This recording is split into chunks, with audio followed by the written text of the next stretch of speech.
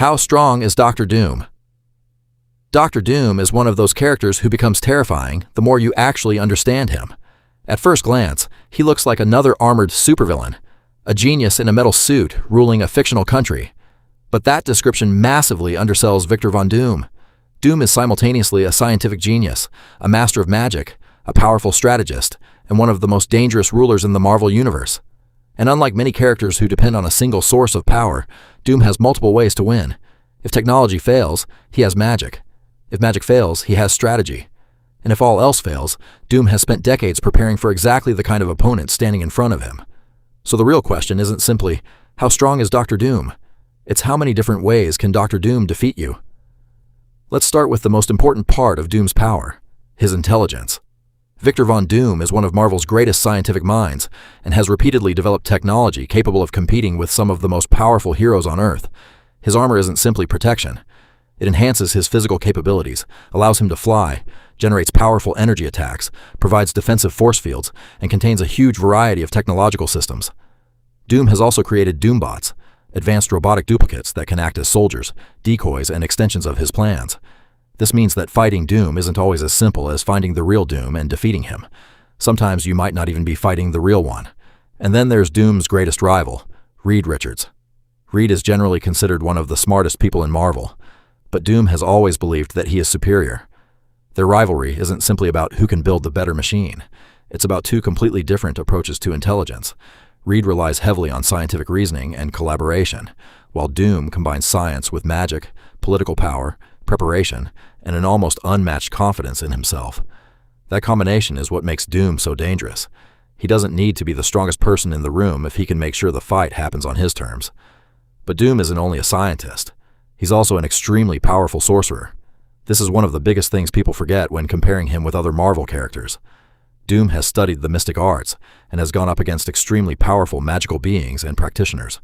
At different points in Marvel history, his mastery of magic has become so significant that he's been able to compete for some of the highest magical positions in the universe. In fact, during the events leading into One World Under Doom, Victor became Earth's Sorcerer Supreme. And this is where Doom becomes incredibly difficult to scale. Imagine fighting someone who can attack you with advanced technology while also being capable of using powerful magic. You might prepare yourself to counter his armor, only to discover that you're now dealing with mystical abilities instead. Doom's versatility means that conventional power comparisons don't always tell the whole story. But what about physical strength? Well, Doom isn't normally portrayed as being on the same raw, physical level as characters like Hulk or Thor. That's not really his specialty. His armor dramatically increases what he can physically do. But Doom's greatest advantage isn't simply punching harder. It's everything surrounding the fight.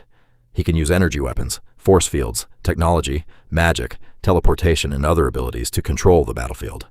In a straight physical contest, there are characters who overpower him. But a fight against Doom rarely stays a simple physical contest for very long. Then we get to something that makes Doom especially dangerous in power scaling: preparation. Doom is one of Marvel's classic prep-time monsters. He studies his enemies, searches for weaknesses, develops counters, and creates contingency plans. His ego can make him reckless, but it also means he refuses to accept that someone is simply beyond his reach. If Doom discovers that an opponent possesses an ability he can't currently overcome, his response usually isn't, "I can't beat them." It's, "How do I obtain or counter that power?" And Marvel has shown us just how far that mentality can go. During the original Secret Wars, Doom managed to seize an enormous amount of the Beyonder's cosmic power. Marvel's own description of the story explains that Doom eventually absorbed the Beyonder's energy and became the ruler of Battleworld. That version of Doom was operating on an entirely different level from his standard form. But the 2015 Secret Wars takes this even further. The Marvel multiverse was collapsing because of incursions, and Doom worked with Molecule Man to confront the Beyonders. Doom ultimately obtained their power and used it to construct Battleworld from what remained of reality. He became the God King of this reconstructed world, ruling over a patchwork reality made from different universes. And think about what that actually means for power scaling. We're no longer talking about Doom simply defeating individual superheroes. We're talking about a version of Victor Von Doom who obtained enough cosmic power to reshape reality on an enormous scale and rule over a reconstructed multiversal setting. This is God Emperor Doom, and he's one of the strongest versions of the character ever shown. However, there's an important distinction. You cannot simply scale regular Doctor Doom to God Emperor Doom. That power was obtained under extraordinary circumstances, and wasn't just Doom's normal armor suddenly becoming infinitely stronger. When you're making a power scaling video, separating temporary amps and alternate versions is extremely important. Otherwise, you could technically take the strongest version of almost any character and pretend that's their standard level. So if we're talking about standard Doctor Doom, where does he actually rank? Against ordinary humans, he's overwhelmingly powerful. Against most street-level heroes, his technology, intelligence, and versatility make him an enormous threat. Against stronger superheroes, the answer becomes much more complicated because Doom has multiple ways to approach a battle. Against the absolute highest cosmic entities of Marvel, however, standard Doom generally isn't simply walking in and overpowering everyone through raw strength. And that's exactly what makes Doom interesting. His greatest weapon isn't his armor. It isn't even his magic. It's Victor Von Doom himself.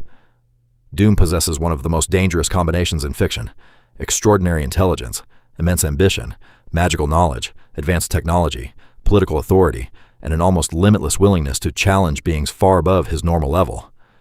He has repeatedly stolen, borrowed, manipulated, or acquired powers that would normally be completely outside his league.